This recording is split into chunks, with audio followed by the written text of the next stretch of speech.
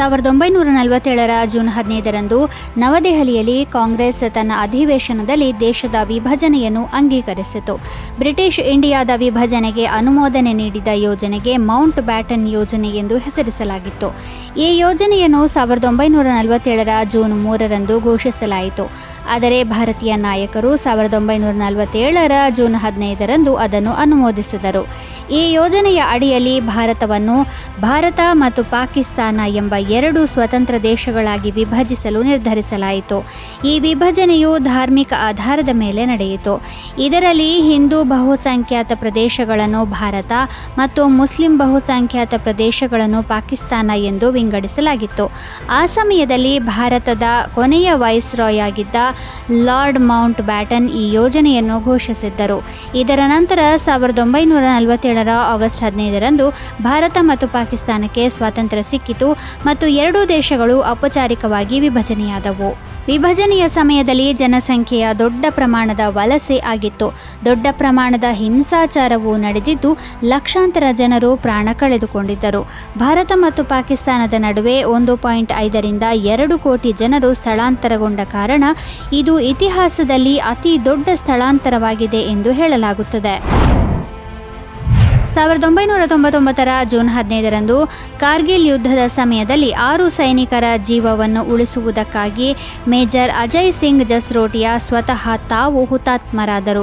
ಕಾರ್ಗಿಲ್ ಯುದ್ಧದ ವೇಳೆ 17,000 ಅಡಿ ಎತ್ತರದ ಟೋಲೋಲಿಂಗನ್ನು ಪಾಕಿಸ್ತಾನಿ ಸೇನೆ ವಶಪಡಿಸಿಕೊಂಡು ಭಾರತೀಯ ಸೇನೆಯ ಮೇಲೆ ನಿರಂತರವಾಗಿ ಗುಂಡಿನ ದಾಳಿ ನಡೆಸುತ್ತಿತ್ತು. ಏತನ್ಮಧ್ಯೆ ಜಮ್ಮು ಮತ್ತು ಕಾಶ್ಮೀರ ರೈಫಲ್ಸ್ ತುಕಡಿಯ ಕಮಾಂಡರ್ ಮೇಜರ್ ಅಜಯ್ ಅವರಿಗೆ ಟೋಲೋಲಿಂಗ್ ರಿಡ್ಜ್ನಲ್ಲಿ .5140 ಮರುವಶಪಡಿಸಿಕೊಳ್ಳುವ ಜವಾಬ್ದಾರಿಯನ್ನು ನೀಡಲಾಯಿತು. ಆದರೆ ಪಾಕಿಸ್ತಾನದ ಪಡೆ ಅವರ ತಂಡದ ಮೇಲೆ ಭಾರೀ ಗುಂಡಿನ ದಾಳಿ ಆರಂಭಿಸಿತ್ತು. ಅಲ್ಲಿಂದ ಗುಂಡಿನ ದಾಳಿಗಳು ಮುಂದುವರಿದಂತೆಯೇ ಭಾರತೀಯ ಸೈನಿಕರು ಮುಂದೆ ಸಾಗುತ್ತಿದ್ದರು. ಈ ಸಮಯದಲ್ಲಿ ಮೇಜರ್ ಅಜಯ್ ಸಿಂಗ್ ಅವರ ತಂಡದ 6 ಸೈನಿಕರು ಶೆಲ್ ಸ್ಫೋಟದಿಂದ ಗಾಯಗೊಂಡರು. ಮೇಜರ್ ಜಸ್ರೋಟಿಯಾ ತನ್ನ ಪ್ರಾಣದ ಬಗ್ಗೆ ಲೆಕ್ಕಿಸದೆ ಗಾಯಗೊಂಡ ಸೈನಿಕರನ್ನು ಬೆನ್ನಿನ ಮೇಲೆ ಹೊತ್ತುಕೊಂಡು ಸುರಕ್ಷಿತ ಸ್ಥಳಗಳಿಗೆ ಕರೆದೊಯ್ಯಲು ಪ್ರಾರಂಭಿಸಿದರು. ಏತನ್ಮಧ್ಯೆ ಸ್ಫೋಟದಿಂದಾಗಿ ಶೆಲ್ ಅವರ ಬಳಿಯೇ ಬಿದ್ದಿತು. ಅದರಲ್ಲಿ ಅವರು ಗಂಭೀರವಾಗಿ ಗಾಯಗೊಂಡರು ಮತ್ತು ಅತಿಯಾದ ರಕ್ತಸ್ರಾವದಿಂದಾಗಿ ಮೇಜರ್ ಅಜಯ್ ಸಿಂಗ್ ಜಸ್ರೋಟಿಯಾ ಹುತಾತ್ಮರಾದರು.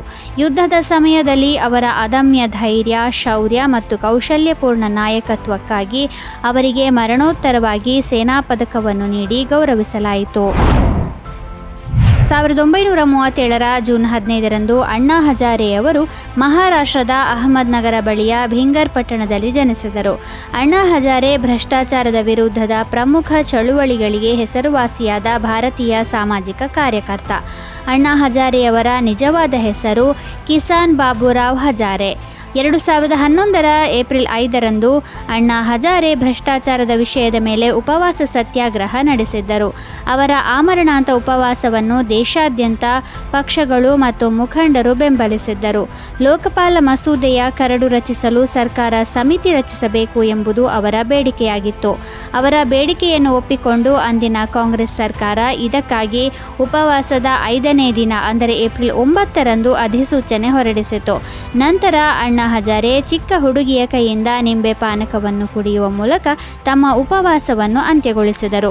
ಸಾಮಾಜಿಕ ಕಾರ್ಯಕರ್ತನಾಗುವ ಮೊದಲು ಅಣ್ಣಾ ಹಜಾರೆ ಭಾರತೀಯ ಸೇನೆಯ ಭಾಗವಾಗಿದ್ದರು. ಅವರು 1963ರಲ್ಲಿ ಭಾರತೀಯ ಸೇನೆಗೆ ಸೇರಿದರು. ಬಳಿಕ ಅವರು ಭಾರತೀಯ ಸೇನೆಯಲ್ಲಿ ಸುಮಾರು 15 ವರ್ಷಗಳ ಕಾಲ ಸೇವೆ ಸಲ್ಲಿಸಿದ್ದರು. ಇದಾದ ನಂತರ ಅವರು ಸ್ವಯಂ ನಿವೃತ್ತಿ ಪಡೆದರು. 1884ರ ಜೂನ್ 15ರಂದು ತಾರಕನಾಥ ದಾಸ್ ಅವರು ಪಶ್ಚಿಮ ಬಂಗಾಳದ 24 ಪರಗಣ ಜಿಲ್ಲೆಯಲ್ಲಿ ಜನಿಸಿದರು. ತಾರಕನಾಥ್ ಭಾರತದ ಪ್ರಸಿದ್ಧ ಕ್ರಾಂತಿಕಾರಿಗಳಲ್ಲಿ ಒಬ್ಬರು. ಅರವಿಂದೋ ಘೋಷ್, ಸುರೇಂದ್ರನಾಥ ಬ್ಯಾನರ್ಜಿ ಮತ್ತು ಚಿತ್ತರಂಜನ್ ದಾಸ್ ಅವರ ಆತ್ಮೀಯ ಗೆಳೆಯರಾಗಿದ್ದರು. ಕ್ರಾಂತಿಕಾರಿ ಚಟುವಟಿಕೆಗಳಿಂದಾಗಿ ತಾರಕನಾಥ ದಾಸ್ ತಮ್ಮ ಅಧ್ಯಯನವನ್ನು ಮಧ್ಯದಲ್ಲಿಯೇ ಬಿಟ್ಟರು. ನಂತರ ಅವರು ತಮ್ಮ ಅಧ್ಯಯನವನ್ನು ಪೂರ್ಣಗೊಳಿಸಿದರು ಮತ್ತು PhD ಪದವಿಯನ್ನು ಪಡೆದರು. ಕೊಲಂಬಿಯಾ ವಿಶ್ವವಿದ್ಯಾಲಯದಲ್ಲಿ ರಾಜಕೀಯ ವಿಜ್ಞಾನದ ಪ್ರಾಧ್ಯಾಪಕರಾದರು.